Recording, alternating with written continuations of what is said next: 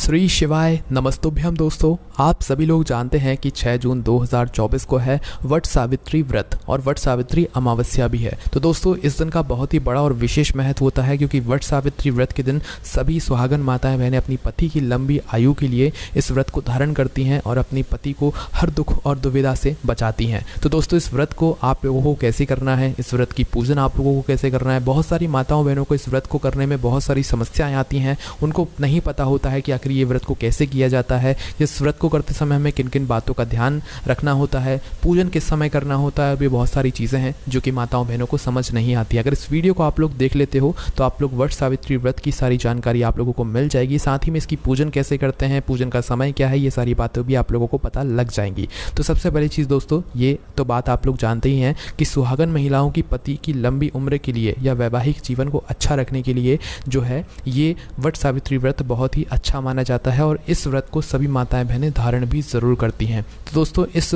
व्रत को करने के लिए आपको क्या क्या करना है वो सबसे पहले आप लोग सुन लीजिए। तो देखिए, सबसे पहली चीज़, जिस दिन ये व्रत हो, मतलब इस बार जो व्रत पड़ रहा है वट सावित्री व्रत का, वो 6 जून को पड़ रहा है। तो भाई इस दिन आप लोगों को सुबह सुबह जल्दी उठ जाना है और सुबह सुबह जल्दी उठकर अपने घर के सारे कामों से निवृत्त होकर, मतलब अपने घर के सारे कामों को कर आपको स्नान कर लेना है, शुद्ध हो जाना है। ठीक है, शुद्ध होने के बाद दोस्तों आप लोगों को क्या करना है, अपना 16 श्रृंगार करना है। इस दिन आपको सजना विशेष रूप से इस बात का ध्यान रखना है। एक दिन पहले आप लोग मेहंदी वगैरह लगाकर बिल्कुल तैयार हो जाना, और जिस दिन ये व्रत हो 6 जून को आप लोगों को सुबह सुबह स्नान करके अपने पैरों में मेहंदी माहौर वगैरह जो भी है सारी कुछ कर लेना है। मतलब 16 श्रृंगार आपको अपने ऊपर कर लेना है। विशेष रूप से इस बात का ध्यान रखना, श्रृंगार का इसमें विशेष महत्व यहाँ पर होता है। और इस दिन दोस्तों बड़ के पेड़ की पूजा होती है, मतलब बरगद के पेड़ की पूजा यहाँ पर होती है। इस पूजा को आप लोग अपने घर में भी कर सकते हो, पर घर में करने के लिए आपको एक दिन पहले क्या करना पड़ेगा, बड़ के पेड़ का कुछ डगाल वगैरह कुछ लाकर अपने घर में उसे लगाना पड़ेगा। ठीक है, और अगर घर में नहीं करना चाहते तो सबसे अच्छा यही होता है, जो ज़्यादातर जहाँ पर लोग करते हैं वो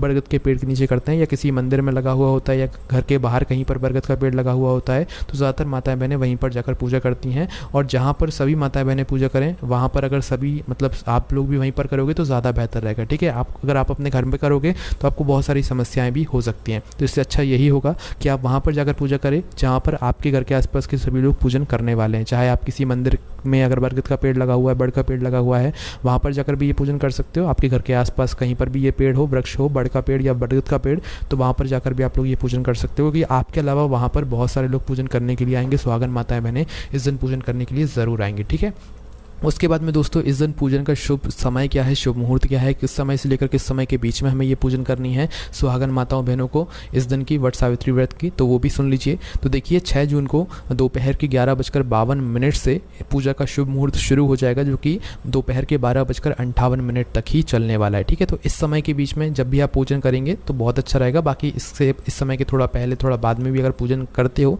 तो भी कोई दिक्कत वाली बात नहीं है, पर ये पूजन का शुभ समय है जिसे आप लोग ध्यान में रख सकते हो। ठीक है, उसके बाद में दोस्तों आप जानते हैं इस पूजन को करने की पूरी विधि क्या है, वो आप लोग यहाँ पर ध्यान से सुनिए।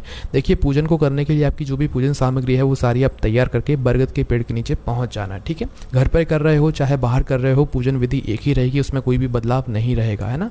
तो दोस्तों सबसे पहले आपको क्या करना होता है, जैसे आप बरगद के पेड़ के नीचे, बड़ के पेड़ के नीचे पूजन करने के लिए पहुँचते हो तो भाई उस जगह पर जाकर सबसे पहले आपको उस पेड़ के नीचे जल का सींचन करना पड़ता है। जल का सींचन कैसे करना पड़ता है, एक बार उस पूरे बरगद के पेड़ के मतलब गोलम गोल घूम के एक राउंड लगाकर, उस बरगद के पेड़ का एक राउंड लगाकर आपको पूरे में उसमें जल सींचना होता है ना। जल साथ में जल की धारा चढ़ाते चढ़ाते आपको पूरा एक राउंड उस बरगद के पेड़ का लगाना होता है।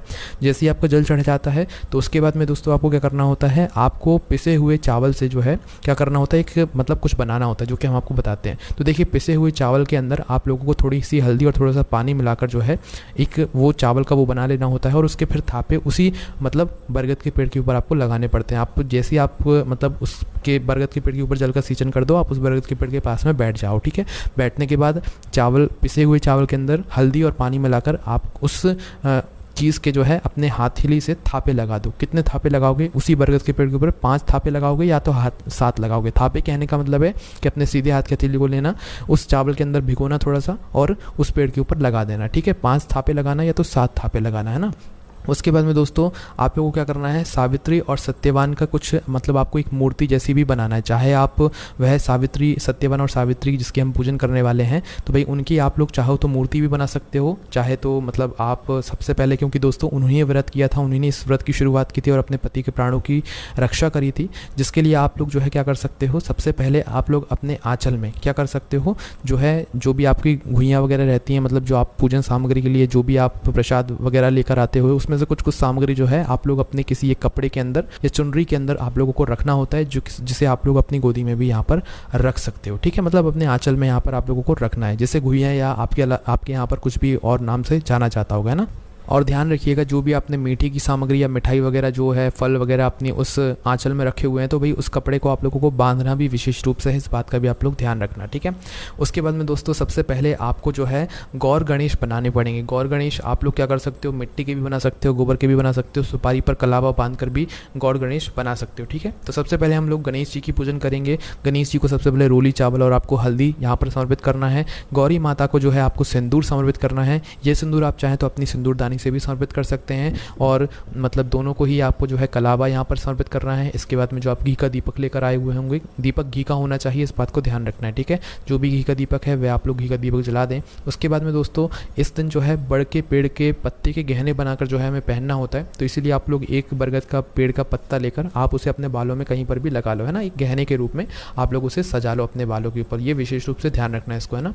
उसके बाद में दोस्तों जितनी भी सामग्री है, मतलब जो भी चीज़ आपने चढ़ाई हुई है या पूजन सामग्री लेकर आए हुए हो, सभी में आप लोगों को सिंदूर का टीका लगाना है ना। क्या लगाना है, सिंदूर का टीका लगाना है। उसके बाद में जो कथा की किताब है उसको भी आप लोगों को रख देना है, अगर आप अपने साथ में लेकर आए हुए हो तो उसको भी आपको टीका यहाँ पर ज़रूर करना है। और जो आपने थापे लगाए हुए हैं वो भी भगवान का ही स्वरूप है, उनको भी आपको मतलब सिंदूर से तिलक ज़रूर करना है, इस बात का आप लोग ध्यान रखिएगा। ठीक है, उसके बाद में दोस्तों जो वट वृक्ष रहेगा, बड़ का पेड़ रहेगा, उसको आपको पीला वस्त्र समर्पित करना है, माता को लाल चुनरी समर्पित करना है, और श्रृंगार की जो सामग्री है वो समर्पित करना है। गणेश जी को जो है जनेऊ वगैरह जो है वो धारण करना है। ठीक है, उसके बाद में दोस्तों एक पंखा भी आपको अपने साथ में लाना है, जो पंखा मतलब जिसकी मतलब जो आप सभी लोग जानते ही हो, पंखा जो समर्पित होता है वह पंखा आपको लाकर समर्पित कर देना है ना। उसके बाद में दोस्तों जो फूल और प्रसाद है, 5 तरह के जो फल होंगे, जो भी चना आप लोग अपने साथ में लेकर आए हुए हो, वह सभी सामग्री आप लोग मतलब समर्पित कर दो पूजा के समय में, है ना। उसके बाद में जैसे भी आपके घर में नियम चलता हो आपको वैसे करना है, बाकी जो नियम है वो हम आपको यहाँ पर बता रहे हैं। सभी सामग्रियों में आपको चावल का जो आपने आपन जो भी आप उसे कहो जो बनाया हुआ है उसका आपको ज़रूर लगाना है। ठीक है, चावल का वो जो भाग है, पिसा हुआ चावल का जो भाग आपने बनाया हुआ है उसका कुछ भाग अपनी सभी सामग्रियों पर आपको ज़रूर लगाना है, और सभी में सिंदूर भी ज़रूर लगाना है। उसके बाद में जो भी आपने पूरी पकवान वगैरह बनाए हुए होंगे उसका भी आपको जो है भोग लगाना है। उसके बाद में दोस्तों बड़ के पत्ते का आपको एक गहना भी बनाना है। ये गहना आप लोगों को पहले बड़ के पेड़ को पहनाना है, उसके बाद में मतलब इस बड़ के पेड़ के पहनाए हुए गहने को आप लोग आप खुद भी पहन लेते हो। ठीक है, कई सारी माताएं बहनें इसे 24 घंटे भी पहनती हैं, 11 दिन भी पहनती हैं, और कई सारी माताएं बहनें साल भर भी पहनती हैं ना। ये आपके ऊपर है कि आपने जो मतलब इस बड़ के पेड़ के पत्ते का गहना बनाकर जो पहनाया है बरगद के पेड़ को, उस माला को आप लोग कितने दिन तक अपने गले में रखना चाहते हो ये आपके ऊपर है ना। उसके बाद में धूप दीप मतलब से आरती कर दें, आप भगवान को दिखा दें। उसके बाद में दोस्तों आप कथा अगर सुनना चाहते हैं तो भाई कथा सुनिए। अगर कथा सुन रहे हैं तो अपने हाथ में कुछ चावल के मतलब चने के जो दाने हैं वो ज़रूर रखिएगा, इस बात का ध्यान रखना है। ठीक है, कथा को सुनते समय आप चाहें तो पहले परिक्रमा भी कर सकते हैं, पर पहले कथा सुनेंगे तो ज़्यादा बेहतर रहेगा। कथा सुनते समय चने के दाने ज़रूर रखिएगा, और जैसे ही कथा संपन्न हो जाए, पूरी हो जाए, उसके बाद में जो चावल के दाने मतलब जो चने के दाने आपने अपनी हथेली में लेकर रखे हुए थे, इनको उसी बरगद के पेड़ नीचे छोड़ दीजिए। उसके अंदर दोस्तों अब बारी आती है परिक्रमा की। तो देखिए, परिक्रमा करने के लिए आपके आंचल में जो सामग्री रखी है वो आपको अपने साथ ही में रखना है, आपको अलग से कुछ भी यहाँ पर नहीं करना है। परिक्रमा करते समय सबसे पहले आपको सिंदूर दानी आपको ले लेना है। ठीक है, सिंदूर दानी लेते हुए आपको परिक्रमा यहाँ पर करनी है।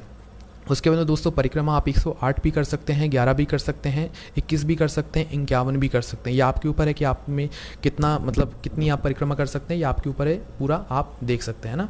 अब दोस्तों जो हम परिक्रमा करेंगे ये सबसे पहले तो हम कच्चे सूत से करेंगे या कलावा से करेंगे, इस बात का ध्यान रखना है। इसलिए अपने साथ में कलावा और जो भी कच्चा सूत है वो लेकर विशेष रूप से आप लोग यहाँ पर जाइएगा। और साथ ही में जितनी भी परिक्रमा करने वाले हो आप उतने चने के दाने अपने हाथ में गिनकर पहले से रख लीजिएगा। ठीक है, उसके बाद दोस्तों जो भी आप कलावा बांधने वाले हो उसमें कभी भी गांठ मत लगाना, ठीक है। जिस समय आप परिक्रमा करो तो कहीं पर भी कुछ भी हो जाए पर गांठ आपको नहीं लगाना है, चाहे शुरू कर रहे हो चाहे खत्म कर रहे हो, गांठ नहीं लगाना है ना।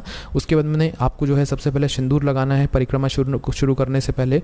परिक्रमा करते समय मन ही मन आप लोगों को अपने पति के लिए प्रार्थना करना है, लंबी उम्र के लिए मतलब प्रार्थना करना है, उनके अच्छे भविष्य के लिए प्रार्थना करना है। और इसी बीच में अगर आपका धागा भी खत्म हो जाता है तो भैया आपको टेंशन लेने की कोई ज़रूरत नहीं है। धागा खत्म हो जाए तो उसे वहीं के वहीं छोड़कर आप अपने पूरी परिक्रमा पूरे करो, क्योंकि आपके हाथ में चने के दाने जो है वो बचे हुए होंगे, है ना। जैसे जैसे एक परिक्रमा आपकी होती है तो एक चने का दाना समर्पित करो, दूसरे होती है दूसरे चने का दाना समर्पित करो। इसी तरीके से आपको जो है आपकी गिनती भी यहाँ पर याद रहेगी। उसके बाद में दोस्तों जैसी आपकी परिक्रमा होती है अब आप जो है कपूर से आरती करो। कपूर ना हो तो भैया आप दीपक से भी आरती कर सकते हो, जो दीपक आपने जलाया हुआ था घी का।